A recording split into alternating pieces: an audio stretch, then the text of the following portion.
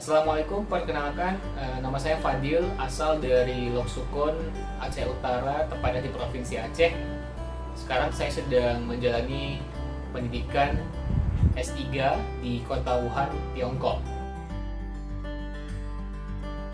Kalau ngomong-ngomong soal asal mula virus corona ini sendiri, seperti yang kita ketahui bahwa virus corona ini atau sekarang disebut dengan COVID-19 itu awal mulanya bersumber dari kota Wuhan, Tiongkok, tempat saya menuntut ilmu kuliah di sana.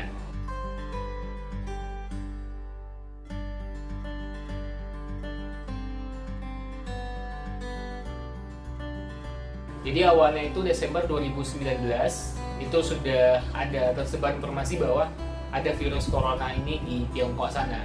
Tapi saya pribadi masih menganggap ya mungkin ini virus yang biasa-biasa saja, mungkin nanti akan bisa segera hilang virusnya. Tapi seiring berjalannya waktu, di mana kami tetap beraktivitas seperti biasanya, ya masih jalan-jalan. Kebetulan pada saat itu kita sedang menjalani liburan semester, jadi saya memang niatnya nggak pulang balik ke Indonesia, memang pengen stay di sana.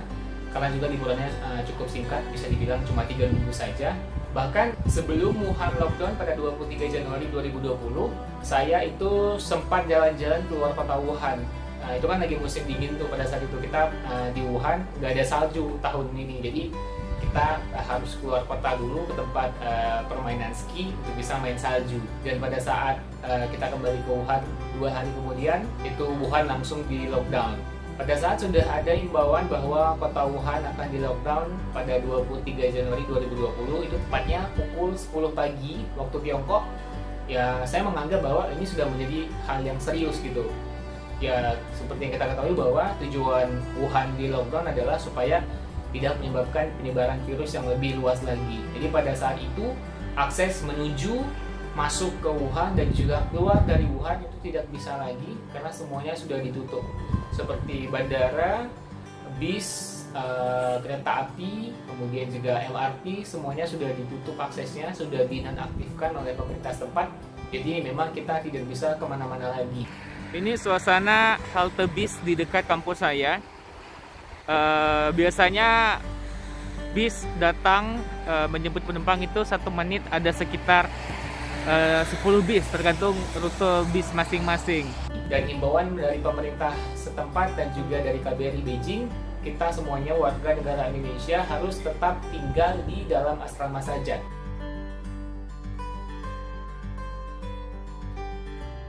Mengenai peraturan dari kampus itu berbeda-beda. Kalau kampus saya itu CCU, itu kita masih diperbolehkan untuk keluar masuk asrama, tapi hanya untuk berbelanja saja, ya tidak ada hukuman ataupun larangan tertentu apabila kita keluar. Karena juga ya saya pribadi merasa harus waspada, kenapa saya harus keluar kalau memang himbauannya harus tetap di dalam asrama. Jadi saya bersama teman-teman itu 2-3 hari sekali berbelanja kebutuhan logistik kita, makanan, minuman, untuk kita masak di dalam asrama, kita makan bersama-sama. Jadi posisinya pada saat itu ya kita semuanya di dalam asrama saja, tidak ada larangan untuk keluar. Kita masih bisa keluar dan atas kesadaran diri masing-masing untuk membeli keperluan yang kita butuhkan saja, dan pastinya keluar kita pakai masker. Hari ini hari Minggu 26 Januari 2020 pukul 11.40 siang waktu Wuhan. Kita ingin keluar berbelanja bahan makanan yang sudah mulai habis. Tapi ada beberapa kampus teman saya itu mereka memang tidak diizinkan keluar. Bahkan teman tetangganya saja misalnya berbeda kamar itu tidak bisa diizinkan untuk tidur bersama. Jadi memang semua orang itu, semua mahasiswa internasional diwajibkan tidur di kamar mereka masing-masing. Awal-awal Wuhan di lockdown ya saya masih biasa saja sih. Maksudnya rasa khawatir ada. Ya cuma pasti kayak positive thinking aja sih. Ya mungkin ini akan cepat berlalu. Tapi hari terus berjalan, hari pertama, kedua, sampai hari ke-9 itu mulai hari ke-3, ke-4 itu saya udah mulai merasa khawatir karena melihat setiap hari korban itu semakin banyak yang tertular, bahkan yang meninggal juga meningkat pesat. Jadi saya merasa saya harus cepat-cepat keluar dari kota Wuhan. Jadi dengan inisiatif bersama teman-teman lain yang di diinstruksikan oleh Perhimpunan Pelajar Indonesia Tiongkok cabang Wuhan, yang kita juga terus berkoordinasi dengan KBRI Beijing. Kita terus masuk tampil di media berita Indonesia, nasional maupun lokal, untuk menyuarakan supaya kita bisa dievakuasi oleh pemerintah Indonesia, sembari kita memberikan update keadaan di Wuhan pada saat itu. Jadi sembari saya keluar untuk membeli kebutuhan pokok makanan, saya juga sempat beberapa kali mengambil footage video keadaan sekitar kampus dan juga tempat tinggal saya, yang dimana pada saat itu memang sangat sepi, tidak ada satu orang pun yang berkeliaran di luar, sangat sedikit orang. Karena memang sih momen pada saat itu kebetulan bertepatan dengan libur kuliah semester dan juga hari kaya Imlek. Jadi memang sangat sepi, bahkan sampai sempat beredar video yang saya kirimkan, itu sempat viral, yang bahkan seperti apa ya, orang sebutannya kota Wuhan itu kota zombie. Ya awalnya sih kita mikir ini sepi Pak, karena Imlek dan juga libur semester kan. Tapi biasanya kalau seminggu udah Imlek itu udah pada rame lagi Wuhan, tapi nyatanya tidak. Pada saat itu memang betul-betul sepi, karena kan memang keadaannya memang di lockdown. Jadi semakin hari bertambahnya pasien, korban yang meninggal, semua warga terus mematuhi aturan yang diimbau oleh pemerintah, itu tidak keluar asrama. Jadi saya dan teman-teman saya yang biasanya belanjanya 2-3 hari sekali, saya sempat nyetok untuk seminggu ke depan. Jadi pada saat itu saya bersama 12 teman-teman lainnya dari berbagai daerah di Indonesia, kita kumpul di kamar saya tepatnya. Jadi kita masak bareng, makan bareng, dimana di situ kita dengan berkumpul sama-sama kan saling menguatkan. Kebetulan kan saya yang paling tua, jadi ya seperti saya diabangkan lah oleh mereka. Jadi saya yang harus paling bisa mengontrol suasana supaya semuanya tidak panik, sembari kita terus mengabarkan keluarga di rumah bahwa kita dalam keadaan yang sehat-sehat saja. Tapi tetap dimana saya tampil bersama teman-teman lainnya di media berita Indonesia untuk terus menyuarakan kita minta segera dievakuasi oleh pemerintah Indonesia, karena posisinya kita nggak bisa keluar sendiri lagi kan, udah ditutup Wuhannya. Kalau masih bisa keluar ya kita pulang sendiri. Ini suasana gerbang utama kampus saya, Central China Normal University. Tapi karena udah ditutup, itu membutuhkan kerjasama antar dua negara, yaitu Indonesia dan Tiongkok. Makanya kita berharap pada saat itu pemerintah Indonesia segera mengevakuasi kita sebanyak 93 mahasiswa yang ada di kota Wuhan.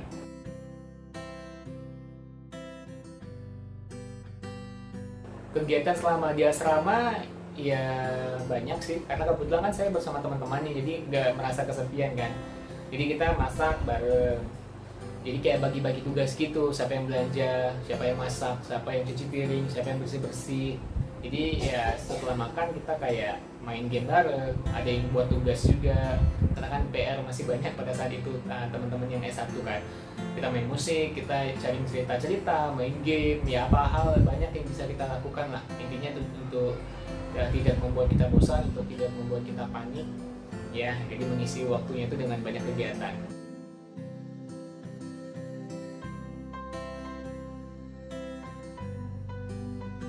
Komunikasi dengan keluarga pada saat lockdown alhamdulillah lancar, karena saya sendiri setiap hari itu telepon ke rumah ke ibu saya melalui video call WhatsApp dan juga WeChat. Jadi terus mengabarkan, karena kan pada saat itu banyak sekali informasi hoax yang tersebar di media berita maupun di media online di Indonesia, yang dikabarkan bahwa kita krisis makanan lah, kita kekurangan kebutuhan lah, kita dilarang keluar asrama lah. Jadi saya pribadi juga mengimbau kepada teman-teman semuanya, adik-adik kami di sana, ya untuk menjadi pionir terdepan yang bahwa dimana untuk mengabarkan keadaan kita di sana ya dari kita langsung informasinya, jangan percaya dari media-media berita yang bahkan banyak sekali informasi hoax seperti itu.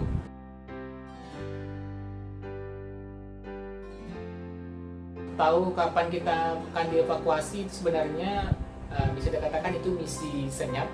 Penantian kita tiba dan kita harus menghabiskan logistik kita segini banyak. Karena kan kemarin kita nyetoknya tuh hampir untuk seminggu lebih gitu, tapi tiba-tiba dalam 2 hari setelah kita belanja, kita dapat kabar kita akan evakuasi. Jadi ya alhamdulillah setelah 9 hari saya dan teman-teman lainnya terus berkoordinasi dengan KBRI Beijing, dengan masuk juga di media berita Indonesia untuk minta dievakuasi, akhirnya doa orang tua kami, doa warga negara Indonesia dikabulkan, di mana evakuasi untuk 238 warga negara Indonesia se-provinsi Hubei akan dilaksanakan. Jadi pada saat itu 31 Januari 2020 5 orang perwakilan dari KBRI Beijing datang ke kota Wuhan ya, menyampaikan kita langsung. Jadi malamnya 31 malam itu kita di briefing, kumpul di kampus saya, dikasih tahu bahwa evakuasi akan dilakukan besok tanggal 1 Februari 2020. Ini kalender Januari 2020. Ini saya bulatin hitam tepat di tanggal 23 Januari di mana kota Wuhan di lockdown atau diisolasi. Dan ternyata setelah 9 hari kami ada kabar baik, bisa kembali ke tanah air Indonesia. Itu tepat 1 Februari besok. Jadi dikasih tahu jam berapa kita ngumpul naik bis, di mana meeting point-nya, jam berapa kita ke bandara, dan seperti apa barang-barang yang bisa dibawa pulang, dikasih tahu pada saat malam 31 Januari 2020 itu.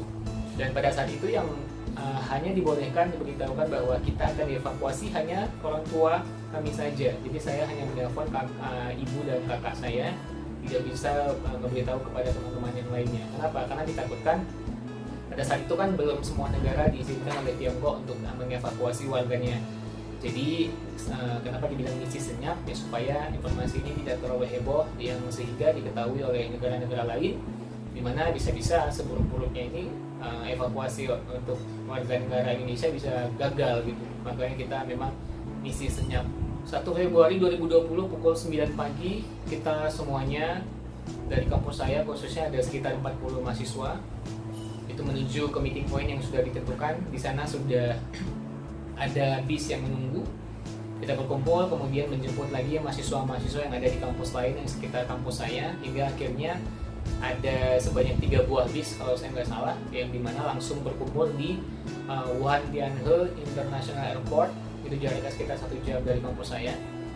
Dan pada saat kita evakuasi menuju ke bandara, suasana sangat sepi, memang sangat-sangat sepi. Karena Wuhan itu kan kota berkembang, kota industri, di mana sehari-harinya itu banyak sekali aktivitas warga, kendaraan lalu lalang sangat banyak di jalan. Tapi pada saat itu jalanan sangat-sangat sepi, luar biasa.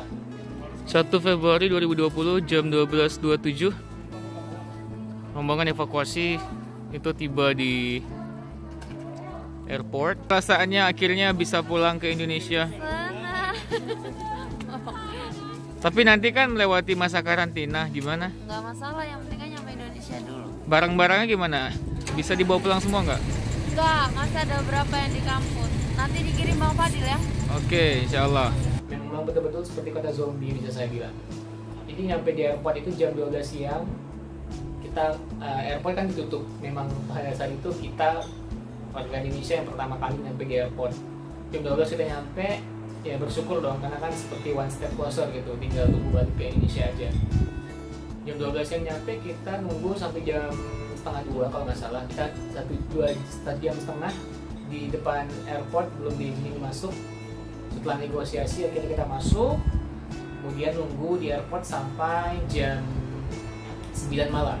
Jadi setelah menunggu beberapa jam di airport, ya kita makan dengan persiapan makanan yang kita bawa dari asrama.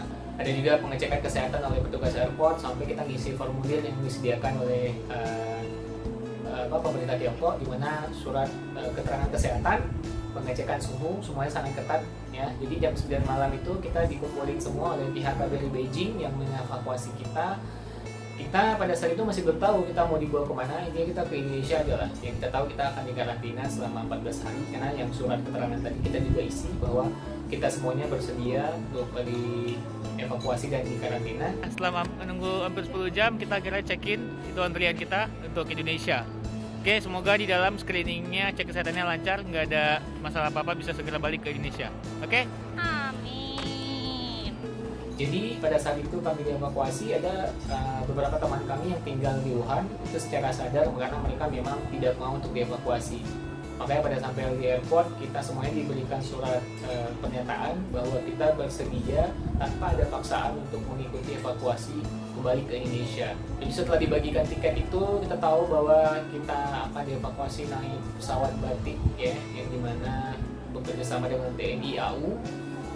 Jadi dikasih tahu kita terbang jam berapa. Jadi setelah melewati proses yang panjang sangat melelahkan, jam 4 subuh tanggal 2 Februari 2020 kita baru masuk ke waiting room untuk siap-siap naik pesawat. Tapi yang sangat menyedihkan bahwa pada saat itu ada 3 orang teman kami yang harus tinggal, tidak bisa ikut evakuasi karena pada saat mengisi formulir surat kesehatan ada satu pertanyaan kayak ditanya apakah kamu batuk, apakah kamu pusing atau demam. Nah teman saya itu satu orang ngisi conteng yang batuk karena dia memang lagi batuk kan, karena kan musim dingin dia selalu batuk. Jadi dan 2 yang lainnya itu memang keadaan demam. Ya mungkin karena kecapean juga ya, nunggu dari siang di bandara dengan capek, dengan rasa lapar juga, kelelahan, mungkin panik atau stres apalah. Mungkin kan was-was nih, wah ini ada tahap pengecekan kesehatan, aku bisa lolos atau enggak ya, mungkin gitu ya pada saat mereka dicek. Dan ternyata sayang sekali 3 orang teman kita tidak bisa ikut evakuasi. Jadi mereka bertiga harus kembali ke asrama masing-masing. Kalau dibilang sedih ya pasti sedih lah, karena dari pihak KBRI Beijing juga sudah coba negosiasi dengan pihak bandara dan ternyata 3 orang teman kami tetap tidak bisa diikut untuk dibawa pulang evakuasi bersama kami. Pada saat kami naik ke pesawat, handphone semua dikumpulkan karena kan seperti yang disampaikan di awal bahwa ini kan merupakan misi senyap. Ini takutnya kita kayak posting di sosial media atau telepon sana sini, makanya handphone kita dikumpulin pada saat kita mau masuk pesawat.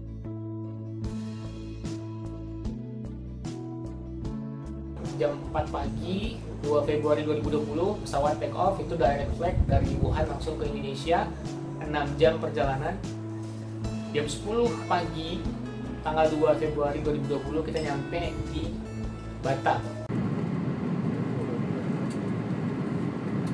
Para teman-teman yang terhormat, baru saja kita telah mendarat dengan sempurna. Kami ucapkan selamat datang kembali di Indonesia.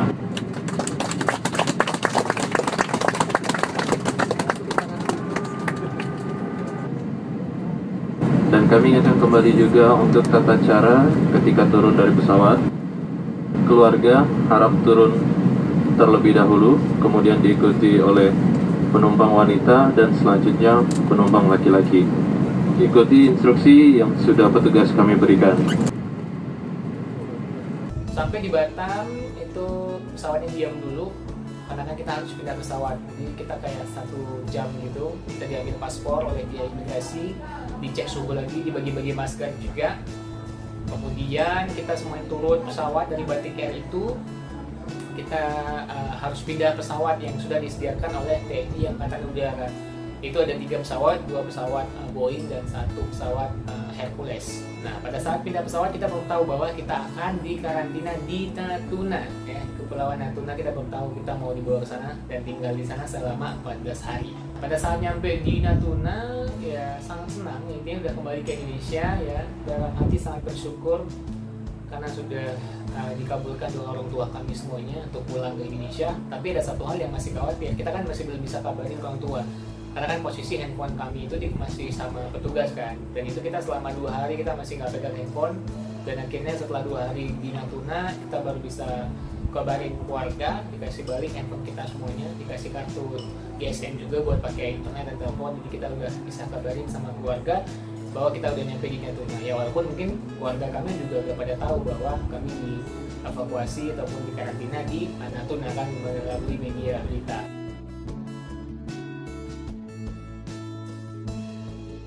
Pada saat kami tahu bahwa ada penolakan dari keluarga setempat Natuna, ya jujur saya sedih. Tapi ya mungkin nggak bisa disalahkan juga sih, karena kan mereka mungkin masih belum tahu juga pengetahuan soal virus corona ini atau COVID-19 ini. Ya mungkin merasa khawatir, takut tertular gitu kan. Ya walaupun kalau dibilang jarak kami karantina dengan perumahan warga tidak terlalu dekat, sekitar 2 km.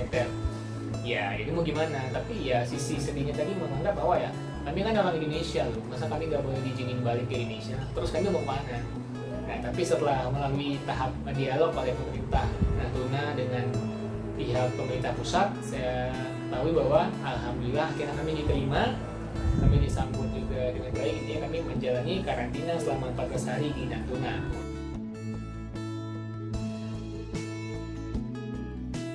Kalau komen-komen negatif dari netizen banyak lah ya. Pada saat kita belum dievakuasi aja itu udah banyak, kayak video saya viral itu ketahuan kayak zombie itu komen-komennya saya baca di YouTube, di Instagram juga kan banyak di repost. Saya baca komen-komennya sampai dibilang udahlah kalian ngapain balik ke Indonesia, di Wuhan aja, janganlah bawa virus kemari. Bagi saya ya hanya bahan-bahan bercandaannya di sini.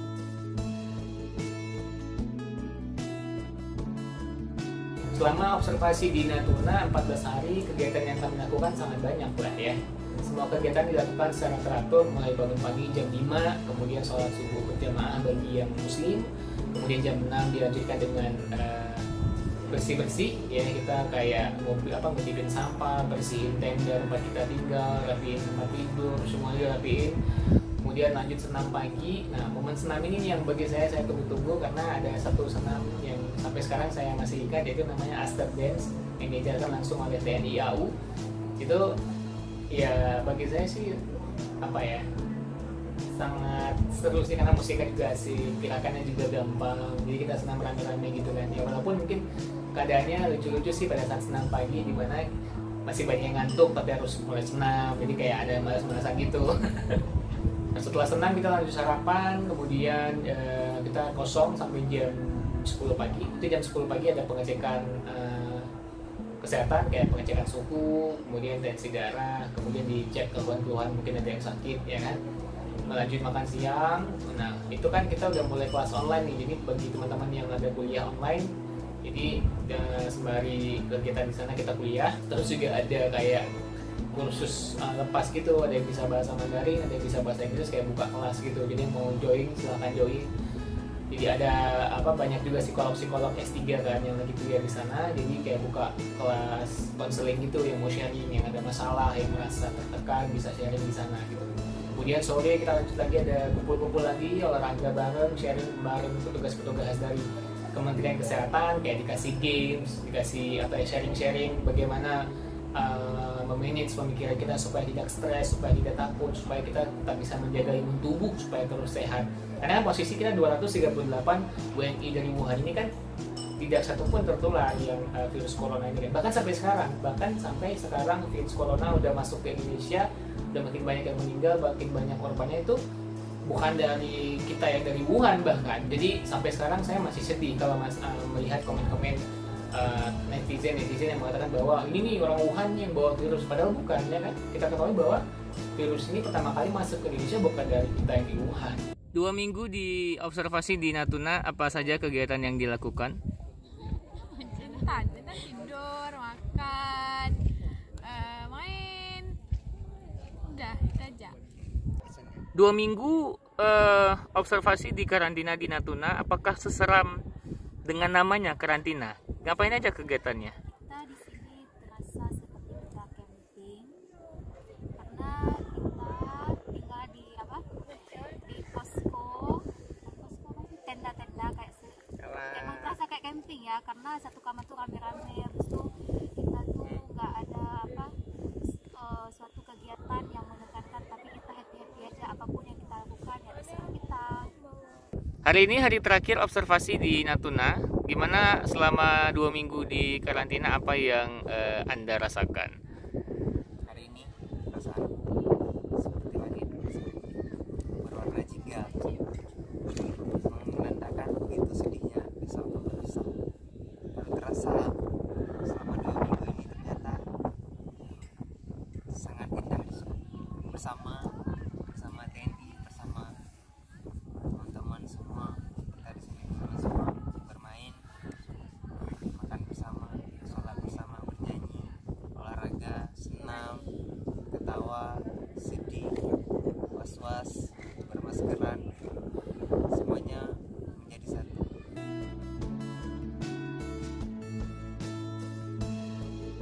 Kalau ditanya hal berkesan di Natuna ya banyak. Jadi kita kan bersama teman-teman Indonesia yang di Wuhan itu mungkin masih kenal biasa aja gitu kan, paling kita beberapa aja. Tapi dengan kita berada di sana bersama-sama 2 minggu, kayak makan kita mau ngantri dulu, mandi kita mau ngantri, olahraga sama-sama, kayak kayak saling kenal gitu kan, main game, jadi main musik bareng, perform bareng. Bahkan kayak malam terakhir kita perpisahan sebelum mau balik ke rumah masing-masing, kita kayak ada perform gitu loh, ada yang dance, ada yang nyanyi, ada yang baca puisi. Jadi memang ya 2 minggu itu sangat berkesan sih bagi saya. Justru pada saat di Natuna saya sangat betah gitu dengan makanan yang dimasak langsung oleh TNI AU.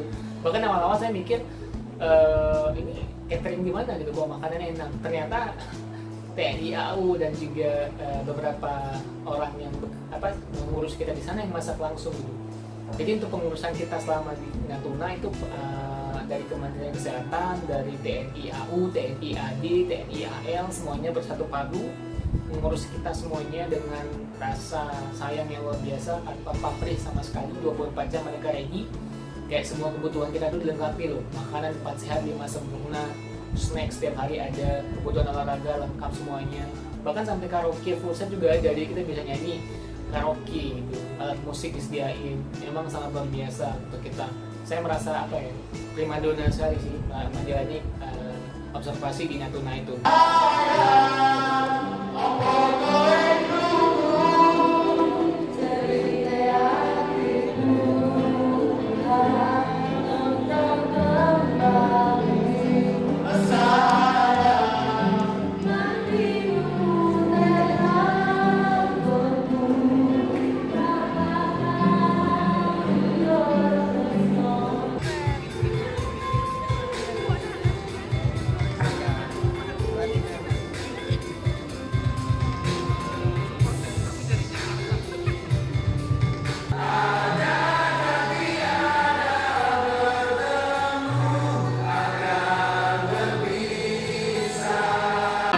Terakhir perpisahan di karantina di Natuna. Besok insya Allah kita akan pulang ke kota masing-masing.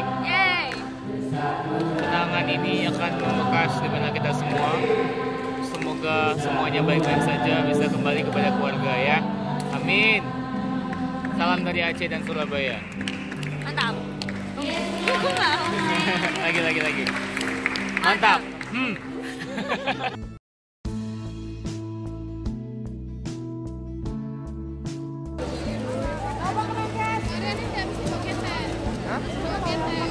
Mana ada baru Dia yang dia bukan menkes. dia main game. Iya, bajunya WHO lihat. Dengan WHO. 2, 3. 1, 2, 3. Wes.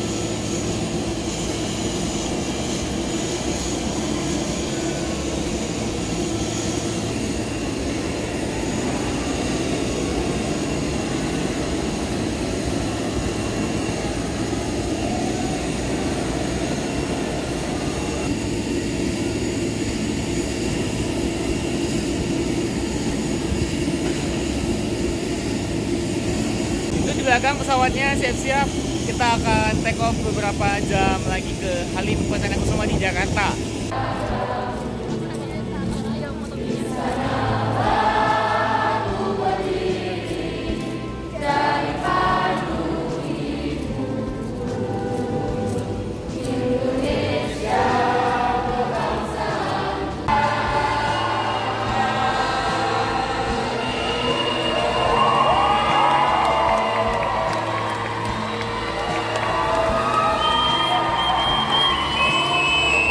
Ini orang tua sukep ya, ada nih. Ini ketemu orang tua sukep nih. Ayo, selamat ya. Selamat itu aja ya. Ya. Ayo, ya semuanya ya.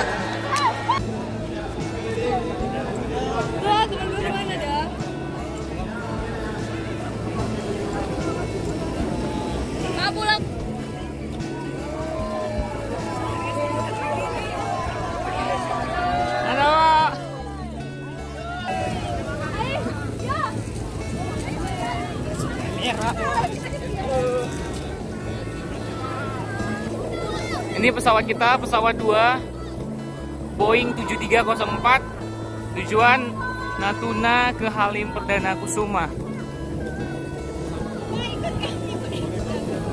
Tadi disambut juga sama warga setempat dari Natuna.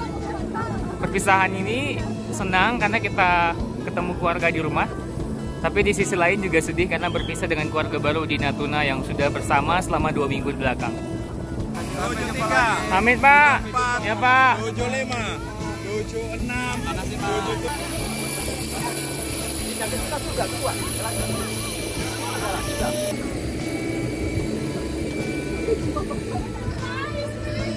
Coba.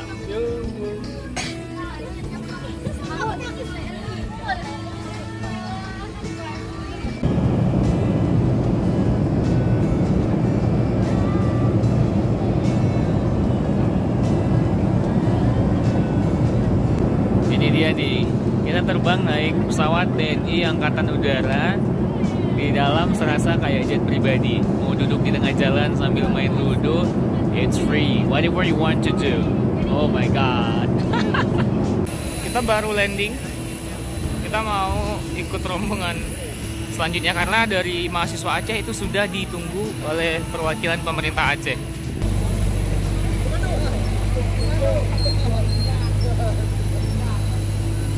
Tadi perjalanannya 1 jam 40 menit dari Natuna langsung ke Halim Perdana Kusuma. Sekarang tunggu masuk ke dalam dulu. Dan kita dari mahasiswa Aceh itu sudah ditunggu oleh perwakilan pemerintah Aceh yang ada di Jakarta.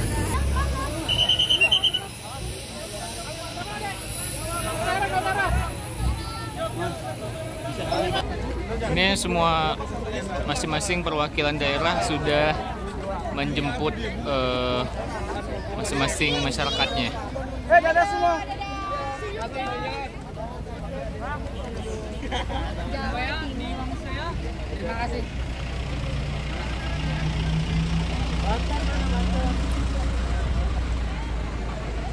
Ini mobil kita, Aceh. Ini juga.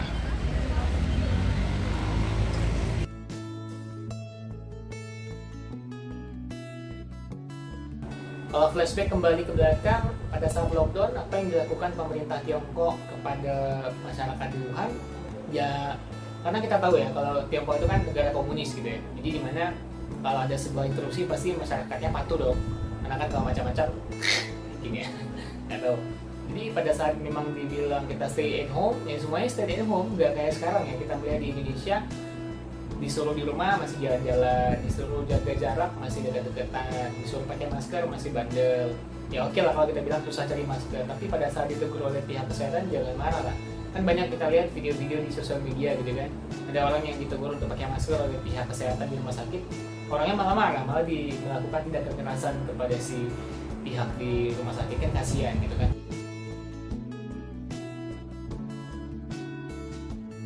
Ya pastilah. Saya kan masih semester 2 nih untuk S3 di Wuhan. Karena saya beasiswanya sampai 2022. Insya Allah kalau Wuhan sudah membaik, saya akan kembali. Karena juga sekarang memang sudah dibuka kembali. Wuhan sudah dibuka aksesnya, udah nggak lockdown lagi. Bahkan Indonesia yang makin marah sekarang kan. Jadi saya akan kembali. Kalau memang sudah ada informasi dari kampus untuk kembali ke Wuhan, saya akan balik ke Wuhan untuk selesaikan kuliah saya supaya dapat gelar doktor. Bisa kembali ke Indonesia, bisa memajukan Indonesia khususnya di dunia psikologi pendidikan.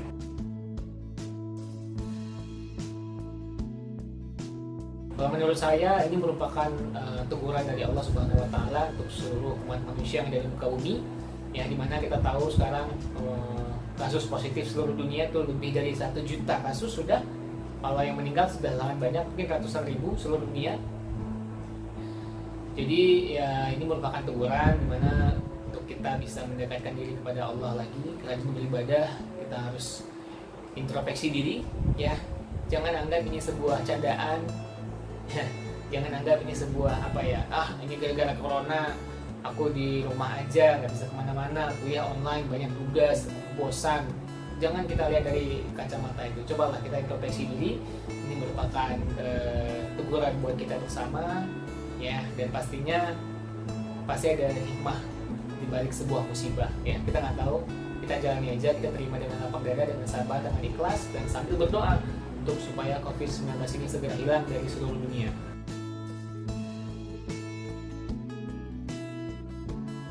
Saya pengen ucapin terima kasih banyak. Yang paling pertama sangat syukur alhamdulillah kepada Allah Subhanahu wa taala, di mana tanpa kehendak Allah mungkin saya nggak akan bisa hadir kembali di kampung halaman. Dan juga pasti kepada orang tua saya, kepada keluarga saya, kerabat saya, teman-teman saya sudah berdoa selama ini sehingga kami bisa dievakuasi, bisa kembali ke rumah.